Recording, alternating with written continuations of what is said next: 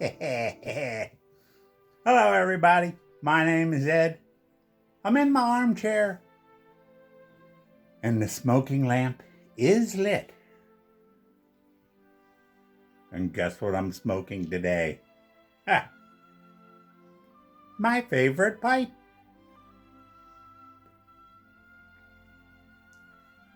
Today, Thursday, Artisan Pipe Day.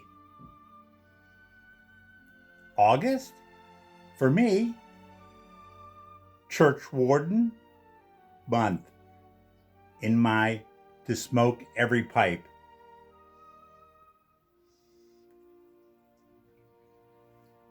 So look at this guy. It is Beauteous Megamus Maximus. That's Latin, you know.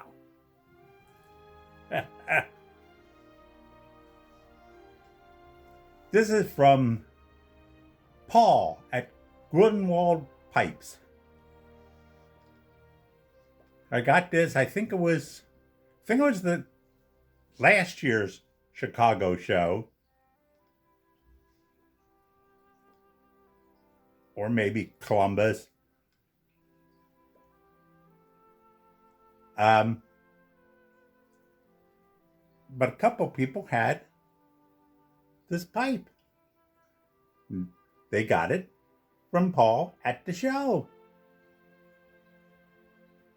And I saw it. And I liked it. I had to have it. It's a nice little pipe. Not completely long as a Churchwarden. Actually, a little bit longer than the semi-Churchwardens that I also have. But talk about a well-made, beautiful pipe. I like smoking these pipes. I love the Churchwardens. Talk about a cool smoke. And guess what I'm going to be doing this month? I kind of mentioned it already. Since it's Churchwarden, long pipes, I will be binging on The Hobbit and Lord of the Rings. Extended versions, which I have them. Takes a long time to go through all of them. So much fun. So that's what I'll be doing this month. Again, Churchwarden month, where I will be smoking all of my Churchwardens, at least one every day,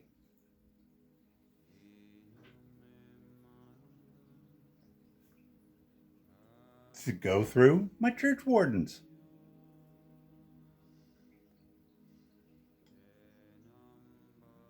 That's the truth. Let me tell you a story from my Navy days.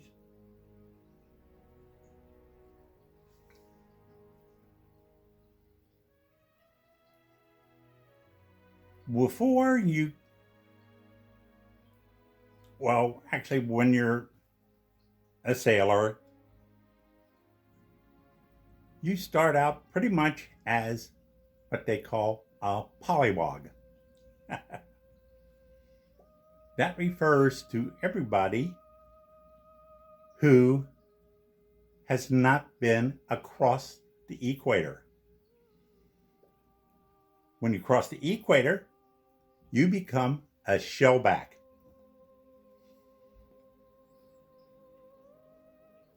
So, the first cruise time over in Vietnam, 6-month deployment. Of course, you would go to Vietnam, but then you would get out of there, go to the Philippines, Japan, Hong Kong, And one of the things that we did was my ship went to Surabaya, Indonesia, which is below the equator. And the Navy has traditions, just like the tradition of the smoking lamp. But the tradition here really kind of takes almost 2 days. It becomes an initiation.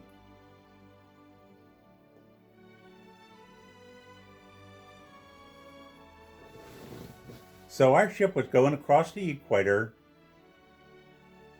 and all of these shell polywogs had to get initiated. The first part of it actually is the reverse, where those guys that were shellbacks, of which for my ship, really there wasn't that many. The ship itself had not been across the equator a long time. So out of the 400 some people on my ship, there are probably only 20, 25 shellbacks. So we had to contain ourselves a little bit, but the first day is where the polywogs can kind of use and abuse the shellbacks. But you got to be careful, because you got to realize that the next day, the shellbacks can do anything they want to the polywogs. So you don't want to do anything to piss them off, but you want to have fun. So the next day, the shellbacks all just almost like Halloween. Kind of did some weird dressing up and stuff, befitting the initiation. So it all started with breakfast. They made everybody have breakfast, and the food was made and spiced up to be pretty much gross. Eggs were green. They had all kinds of spices in them. Everything was kind of sickening, and they made you go through it. I, luckily, being a signalman, was up on top of the ship, and I was on watch duty, so I couldn't go down at first. Although they were rounding up everybody, all of the polywogs. I was on watch, so I didn't get to go. When watch was over, which is when I would go down for breakfast,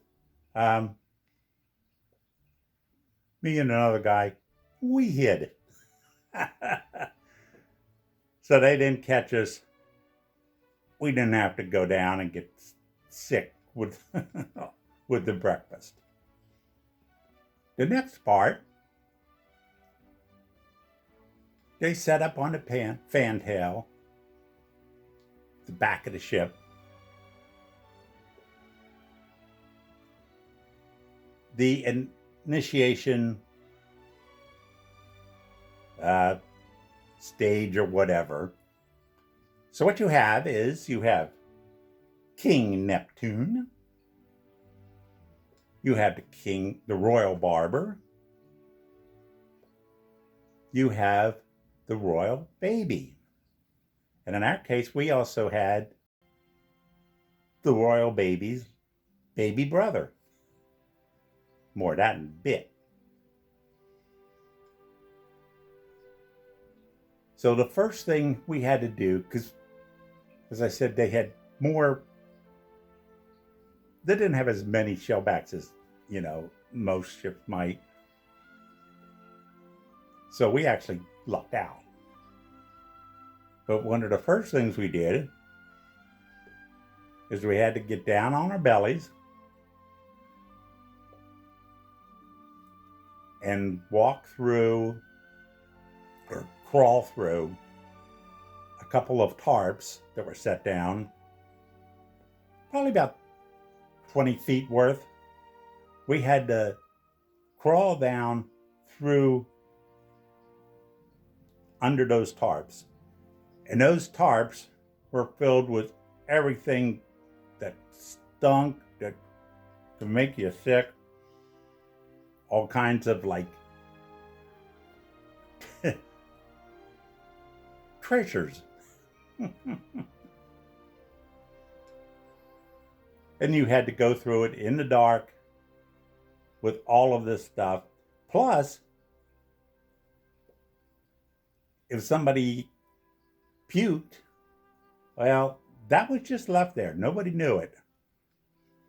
So you really don't know what you're going through. But you got to go through it. And of course, to give you a little incentive, you got a big old wrap on the behind, getting under the tarp. I think they've outlawed in the new Navy. So, first step, under the tarps. You get out of that, and you get to visit the royal barber, which in my case happened to be the chief signalman. That was my boss. What he did is you just went through, he grabbed a chunk of your hair and just cut it off. My case, cut it off on one side and not the other. It looked stupid as can be.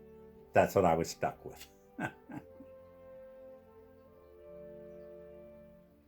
We then got to bow down before King Neptune. Now, on a lot of ships, most of the ships, if the captain of the ship was a shellback, he would be King Neptune. But our ship, we had a gentleman, a chief, who joined the Navy in World War II. And he was still active chief. And he had been in World War II, and I think it was a supply ship, or I'm not sure, but something of that nature. But just because of where he was, what he was going back and forth, he crossed the equator. He just kept going back and forth. So he estimated he had crossed the equator a good 200 times. So our captain decided he needs to be King Neptune.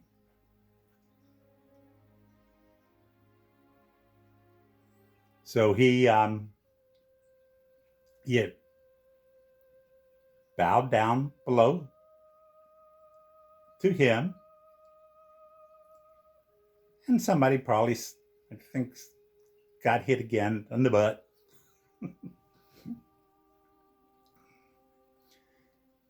Then we went and saw the royal baby. And the royal baby is always probably the most heavy-set shellback that you had. And what he did was had his shirt off, and his belly was just covered with the same stuff that was under the tarp, same stuff that people had us, in the kitchen, for breakfast. Anything. It was gross. And he had it all covered all over his belly. And you had to kiss the royal baby's belly. And again, gross. But something I've been told is like, if you hesitate to kiss it, he will grab you back by the back of your head and he'll just push you into his belly and just hold your head there for quite a while you're soaking up all of this junk in his belly. So what I did is I actually grabbed him to the back on either side, big hug, and just went right in and kissed him. And that way I came out without him having to hold me in there for quite a while. Good idea. Our ship, though, we had the royal baby's baby brother. So we had two people. A black guy, a white guy, both chiefs. And so then we go to the next baby brother. And the same thing, just gross. And you have to kiss his belly. So I just did the same thing and just took it, gave him a big old hug, kiss, and got out of there. And that was kind of it. I then had one of the Shellbacks congratulate me of being a Shellback. I was official now. And I was done. I had my shirt, pants were just gross.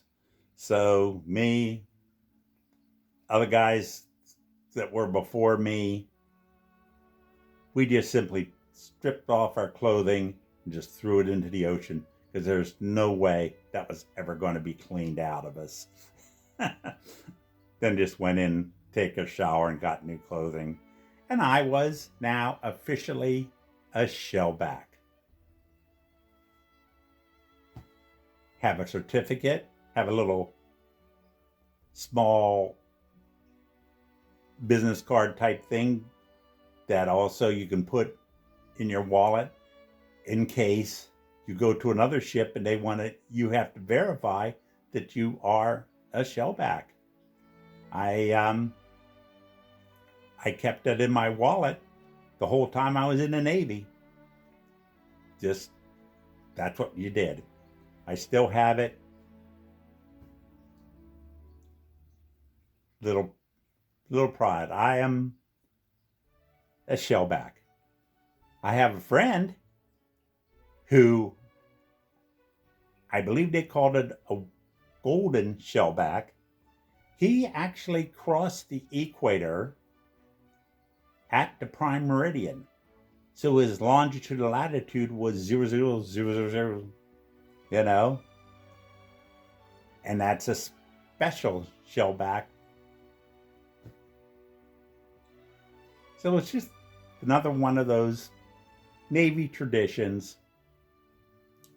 I thought you might want to know about it. Well, folks, I hope you like that. Little reminiscing on my part. And if you did like it, remember to hit the like button.